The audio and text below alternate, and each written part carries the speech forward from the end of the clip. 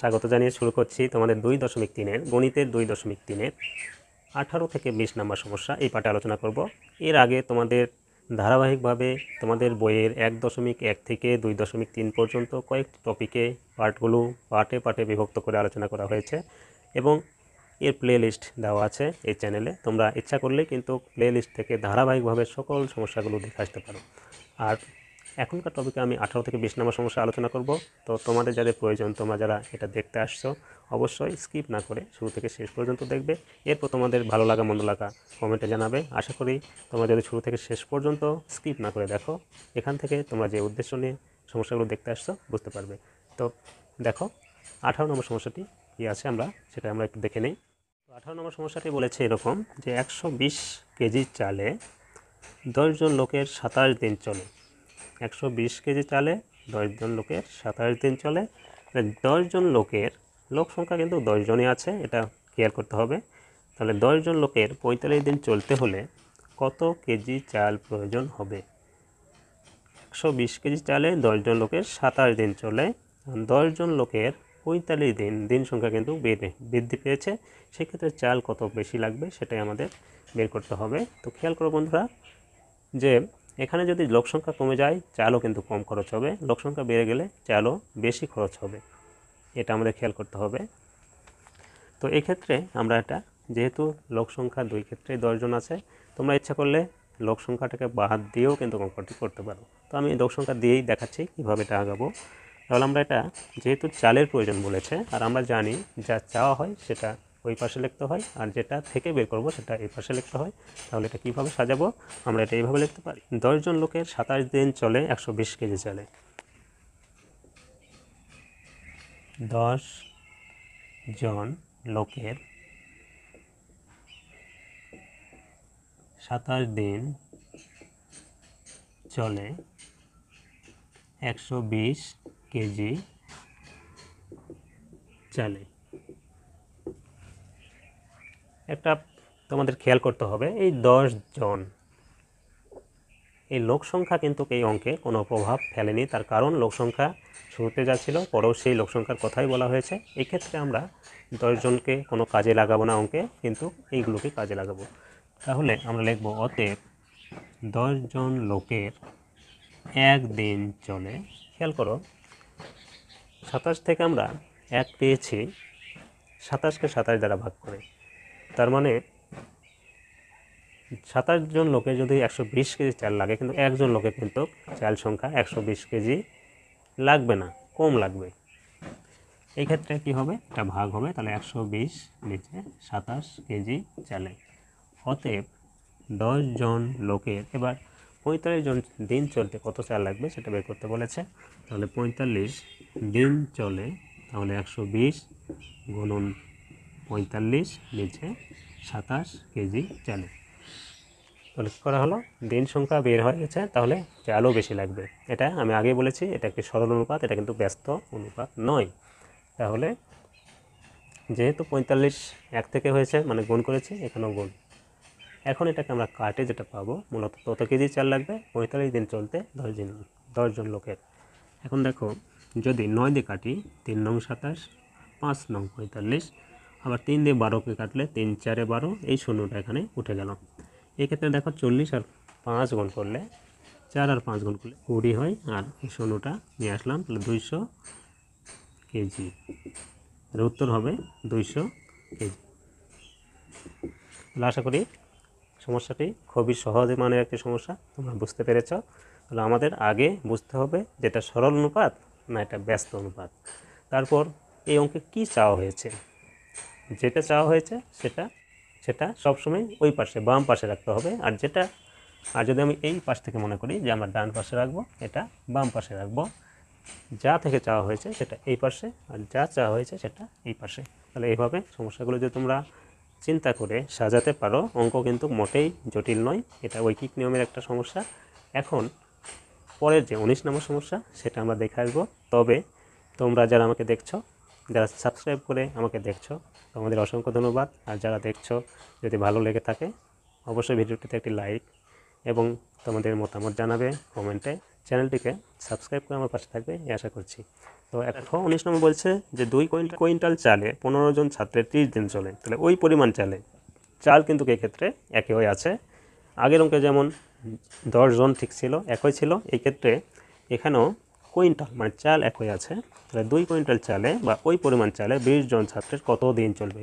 এখানে দিন চেয়েছে, তাহলে জন থেকে আমাদের দিন বের করতে হবে। তাহলে আমরা দিনটা অবশ্যই এই পাশে রাখবো আর জনটাকে এই পাশে রাখবো। আর 2 কুইন্টাল, দুইটা মূলত এখানে এই অঙ্কে কোনো ফ্যাক্টর নয়, এই দুইটা আমাদের অঙ্কে লিখলে হবে, না লিখলেও কিছু যায় আসে না। তাহলে এটা আমরা এভাবে করতে পারি।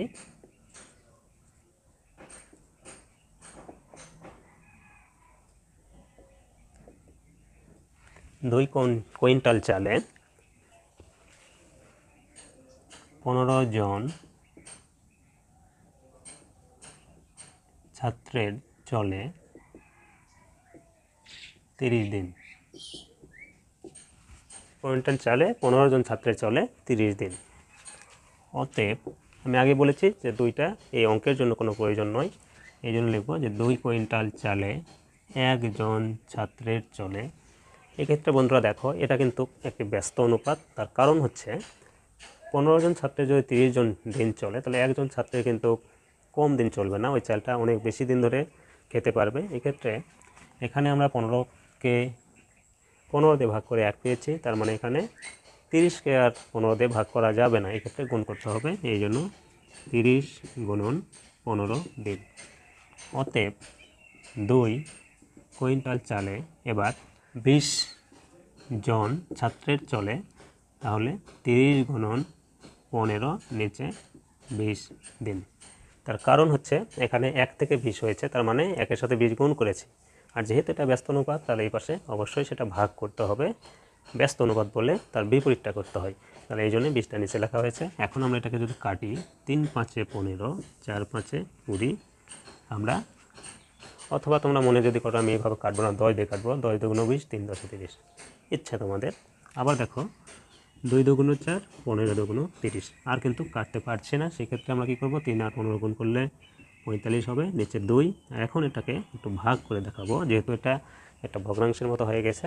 এখন দেখো 4-এর মধ্যে 2 2বার যায়, তারপরে 5টা নামায় আনা হলো, 2 দুগুণ আবার 4 হচ্ছে 1 থাকে। তাহলে উত্তর যখন লিখব তখন হবে 22তম সমস্ত 2-এর 1 দিন।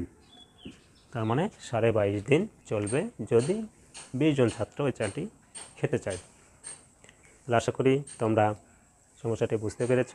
এরপরে আজকের টপিকে লাস্ট যে 20 নম্বর সমস্যাটি আছে এটা করব। তো দেখো বন্ধুরা 20 নম্বর সমস্যাটি কীভাবে হবে। নম্বর সমস্যাটি বলেছে এরকম যে 25 জন ছাত্র বাস করে এমন একটি ছাত্রাবাসে, 25 জন ছাত্র বাস করে এমন একটি ছাত্রাবাসে যেখানে সপ্তাহে পানির প্রয়োজন হয় 625 গ্যালন।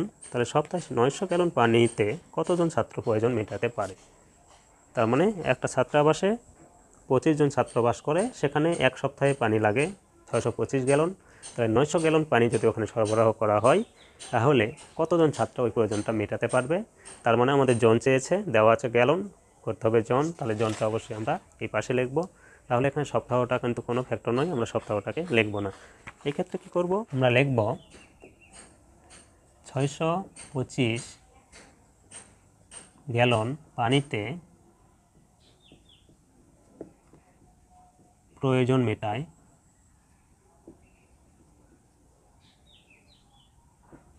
কয়জন ছাত্র, যেটা ছাত্র আমাদের দেওয়া আছে সেটা 625 গ্যালন পানিতে প্রয়োজন মেটায় 25 জন ছাত্র।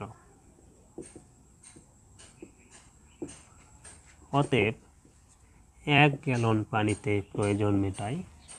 বন্ধুরা খেয়াল করে দেখো, এখানে কিন্তু এটা একটি সরল অনুপাত। তার কারণ 625 গ্যালনে যদি 25 জন ছাত্র প্রয়োজন মেটাতে পারে, তাহলে 1 গ্যালন পানিতে কিন্তু বেশি জন ছাত্র প্রয়োজন মেটাতে পারবে না, সেক্ষেত্রে এটাও কমে যাবে। তার মানে এখানে কমে গেলে এই পাশটাও কমে যাবে, এই জন্য এটা একটি সরল অনুপাত। এই ক্ষেত্রে আমরা কী করব, 25কে 625 দিয়ে ভাগ করব। তার কারণ হচ্ছে আমরা এখানে 1 পেয়েছি, 625কে 625 দ্বারা ভাগ করে, এই জন্য এই পাশেও ভাগ করব। তাহলে একে এটা হবে।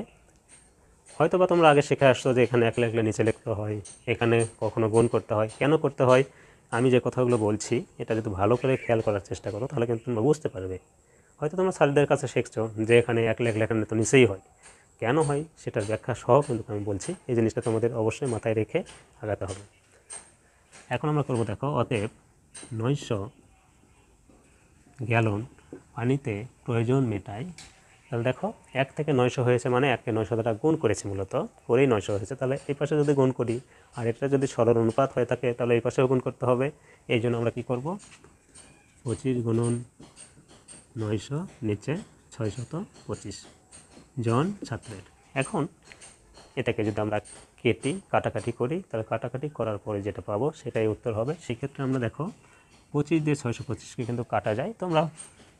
তোমরা যদি সমস্যা মনে করো অন্য জায়গায় এটা ভাগটা করে দেখবে, অথবা 5 দিয়ে ছোটো ছোটো সংখ্যা দিয়েও কিন্তু তোমরা কাটাকাটিটা করতে পারো। তো 25 দিয়ে 625কে কাটলে 25 হয়, আবার 25 দিয়ে 900কেও কিন্তু কাটা যায়। সেক্ষেত্রে আমরা জানি 25 100-র মধ্যে 4 বার যায়, তাহলে 900-র মধ্যে যাবে 4 নং 36 বার, তাহলে এটা 36 হবে। তাহলে উত্তর হবে 36 জন ছাত্রের। তাহলে উত্তর 36। তাহলে আশা করি খুব সহজ এই সমস্যাগুলো, তোমরা সবগুলোই খুব ভালো করে বুঝতে পারছো। তো আজ এ পর্যন্তই। সকলে ভালো থাকবে, সুস্থ থাকবে। এরপরের টপিকে 21, 22, 23 এই 3টি সমস্যা এভাবে ধারাবাহিকভাবে 3টি করে সমস্যা নিয়ে তোমাদের সঙ্গে উপস্থাপন করব। আশা করি তোমরা টপিকগুলো দেখবে, এবং আগের টপিকগুলো এর ডিসক্রিপশানে প্লে লিস্ট দেওয়া থাকবে, এই প্লে লিস্টটাকে তোমরা দেখে নিতে পারো। আর যাওয়ার বেলায় চ্যানেলটিকে সাবস্ক্রাইব করে আমার পাশে থাকবে। আশা করছি সকলকে ধন্যবাদ।